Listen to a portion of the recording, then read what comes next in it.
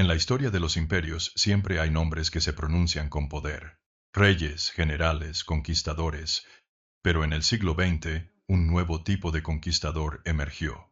No empuñaba espadas ni lideraba ejércitos. Su arma era el dinero. Y su nombre era John Pierpont Morgan.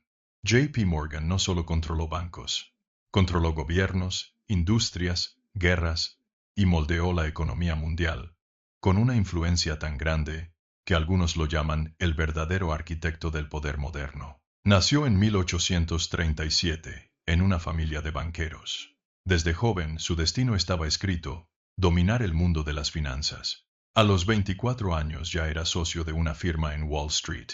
A los 30 financiaba ferrocarriles, minas y empresas que cambiarían el rostro de Estados Unidos. Y a los 40 ya era temido por políticos y empresarios por igual. Morgan no solo prestaba dinero, decidía quién podía crecer y quién debía caer. Cuando una empresa se endeudaba con él, quedaba bajo su control, y poco a poco, tejió una red de poder invisible, donde cada decisión económica pasaba por sus manos. Para comienzos del siglo XX, Morgan era el hombre más poderoso del país. Sus bancos financiaban el acero, la electricidad, los barcos, los ferrocarriles y hasta las guerras. En 1907, el país enfrentó una de las peores crisis financieras de su historia. Los bancos colapsaban.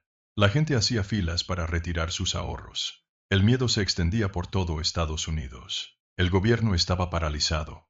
El presidente, sin respuestas. Y entonces apareció J.P. Morgan. Desde su mansión en Nueva York, reunió a los banqueros más importantes y les impuso un acuerdo. Cada uno debía aportar fondos para rescatar el sistema. Con su fortuna personal, organizó lo que hoy llamaríamos un rescate financiero. En solo 48 horas detuvo el pánico.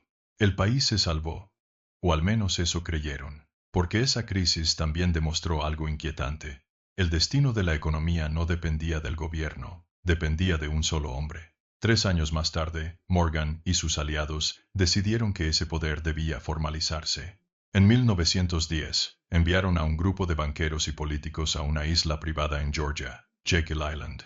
Viajaron bajo nombres falsos. Dijeron que iban a cazar patos, pero en realidad, iban a diseñar el futuro. Durante una semana, redactaron el plan para crear una nueva institución, la Reserva Federal, un banco central que controlaría la emisión del dinero, los préstamos y las reservas del país. Un banco que, aunque parecería público, estaría controlado por las mismas manos que lo habían diseñado. Era el sueño de Morgan hecho realidad. Un sistema financiero que ya no dependía de la democracia, sino de los banqueros. En 1912, Woodrow Wilson llegó a la presidencia prometiendo frenar el poder corporativo, pero su administración terminó aprobando la ley que consolidó ese poder. El 23 de diciembre de 1913, con el Congreso casi vacío por las fiestas, Wilson firmó la ley de la Reserva Federal. Ese día, Estados Unidos entregó el control de su moneda a un consorcio de bancos privados. El gobierno ya no podía emitir dinero directamente. Tenía que pedirlo prestado, con intereses. Y los banqueros, los hombres de Morgan, se convirtieron en los nuevos amos del dinero. Poco después, en 1914, estalló la Primera Guerra Mundial. Europa ardía, y mientras los ejércitos se enfrentaban en los campos de batalla, Morgan y sus socios hacían negocios desde sus oficinas en Nueva York. Sus bancos financiaron a los aliados, vendieron bonos de guerra, proveyeron armas y suministros a través de empresas estadounidenses. Cada bala, cada tanque, cada barco, dejaba un rastro de dinero que pasaba por los bancos de Morgan. Mientras millones morían en las trincheras, algunos pocos se volvían más ricos que nunca. Y así, la guerra se convirtió en un negocio, y el dinero, en el arma más poderosa del siglo. Ese mismo año, 1913, el gobierno aprobó la 16ª enmienda, que instauró el impuesto sobre la renta. 2 leyes, un solo objetivo: garantizar un flujo constante de dinero hacia el nuevo sistema financiero. El pueblo trabajaba, el Estado recaudaba, y los bancos administraban. El ciclo perfecto del control. Morgan ya no necesitaba ser el héroe de las crisis. El sistema que él había inspirado podía sostenerse solo, cobrar intereses, crear deuda y mantener a las naciones enteras bajo su influencia. Para 1913, J.P. Morgan tenía 76 años. Su salud se deterioraba, pero su poder era absoluto. Su banco, House of Morgan, dominaba la economía estadounidense y extendía su influencia a Europa y América Latina. Financiaba obras de infraestructura, gobiernos y corporaciones. Cuando Morgan murió, en 1913, dejó una fortuna estimada en más de $80 millones, una cifra gigantesca para la época, pero dejó algo más importante: un sistema de control económico que sobreviviría a su muerte. Sus herederos, sus socios y los bancos que él había creado continuaron moldeando el destino del mundo durante el siglo XX.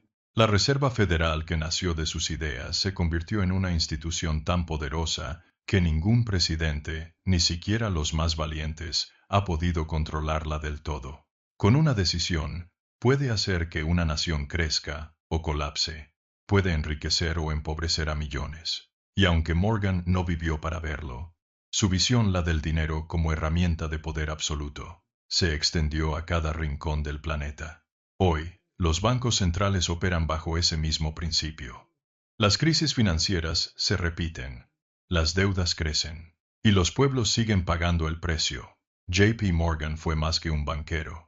Fue el símbolo de una nueva era. La era en la que el dinero reemplazó a los reyes, y los banqueros se convirtieron en los nuevos soberanos. Algunos lo llaman visionario, otros manipulador, pero nadie puede negar su legado. Morgan demostró que no hace falta conquistar territorios para dominar el mundo. Solo hay que controlar el crédito, porque quien controla el dinero, controla los sueños, los gobiernos y los imperios. Así fue como un hombre, desde una oficina en Wall Street, cambió el rumbo de la historia moderna.